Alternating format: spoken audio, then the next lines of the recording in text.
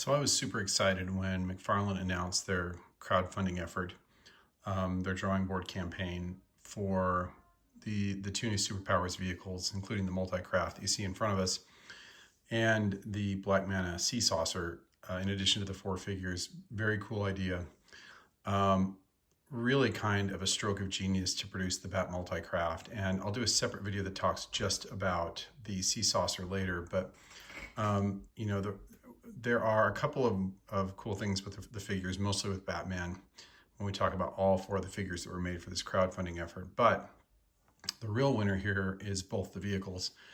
And what we see yet, I've seen another video where some people were complaining about the flimsiness of it, and I really haven't seen that. I would say I only have a couple of real very slight drawbacks to this vehicle in particular, and really love it overall. So, I don't know how it was shown in the Filmation cartoons, or if it was, or if this just strictly came from the Super Friends and the figures were just from Filmation. I don't remember, but I do remember this in the Super Friends show, and I loved it at the time. This basically was used as the bat boat. Sometimes the canopy was off, sometimes it was on. I believe there was a third pontoon in the front on one version of it. But overall, loved the look, the feel, the design of this. And it's replicated very faithfully here, other than the fact that it's not a four-seater. And that's not a huge drawback. I thought, oh man, it'd be awesome if it's a four-seater, and sure, it would be, but this is a very cool representation of it. And if you remember what this was, it was a few things. One, it was a bat boat. Two, it could fly. And three, it was also a sub, I believe. So it had multiple uses, and really, just kind of typified some of the really cool bat vehicles that we saw in the Super Friends cartoon. I don't know how many times it was used throughout the cartoon, maybe once or a few times, but very cool overall. So you get probably more features with this than we have to date, and they are very cool features. So like most of the Superpowers vehicles to date, we get the ejecting canopy, which is very cool. We get, if you come around here to the back, oops, pop the canopy again, come around here to the back and you press on the tail and you get the flame effects coming out of the back tail, which is awesome. And something I've wanted to see for a while on some of the things to date, even like the Batwing that came out, that would have been cool to have that effect. And just a very cool effect. You can just simply pop it back into place under here using this button. You push it and it comes back, pop it out again, push it back. Very cool overall. Let's take a look inside the cockpit, and that'll give us a second to, of course, I have to remember, click the button, take out the figures here, and we'll talk about the figures too in just a second. But you can see good two-seater cockpit, a little bit difficult to see, but you can see the stickers and on the cockpit and the on the instrument panel, and you can see the bat steering wheel. It's always good to have that bat steering wheel. So we get all those very cool effects. We do have sort of the side pontoons here, and yeah, it would have been very cool if you could sort of flay these out a bit, or pull them in or elevate them out a bit, and you kind of can with this effect. But that would have been the only really cool addition, other than the four-seater, that I think would have added to this. But hey, for the price point and for the value, and to get something like this, I would have lost my mind as a kid if we got something like this. And of course, we have the very cool, this was clear in the cartoon, but we have the very cool sort of amber, clear amber